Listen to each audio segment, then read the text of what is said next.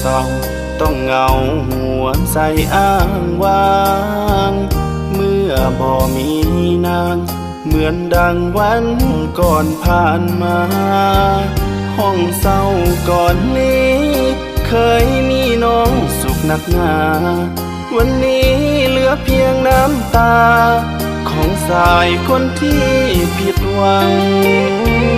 หัวใจอ้างว้างอยู่ในห้องเศร้าเดียวดายนั่งเหงาเศร้าใจเดียวได้คิดฮอดความหลังอดีตหาเขาวันนี้กลับมาเพพังเข้าไปมีใหม่ลืมหลังน้ำตาเลยหลั่งเย็นไหล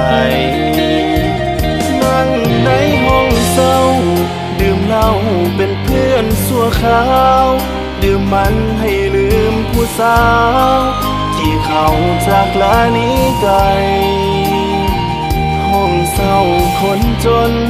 มืดมนบ่มีอำใดมีเพียงหม้อกระทะเสียบไฟเก่าๆพอได้ใช้งานห้องเศร้าสุดโทรมโสมงามเจ้าจึงหนีจากยามจนทุกข์ยาก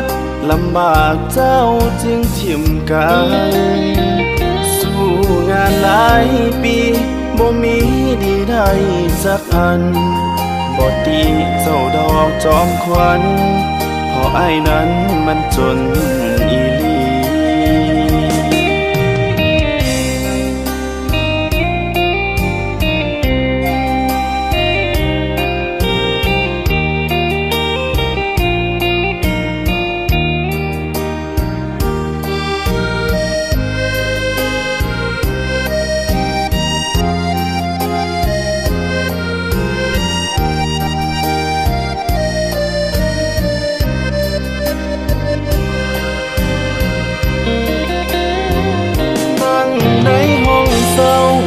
ดื่มเหล้าเป็นเพื่อนสัวขาว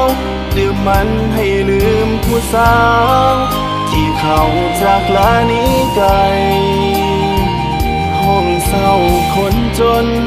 มืดมนบ่มีอันใดมีเพียงหม้อกระทะเสียบไฟเก่าๆพอได้ใช้งานห้องเศร้าสุดโทรมโสมงามเจ้าจึงหนีจากยามจนทุกข์ยากลำบากเจ้าจึงถิ่มกันสู้งานหลายปีบ่มีดีได้สักอันบ่ตีเจ้าดอกจอมขวัญเพราะอ้ายนั้นมันจน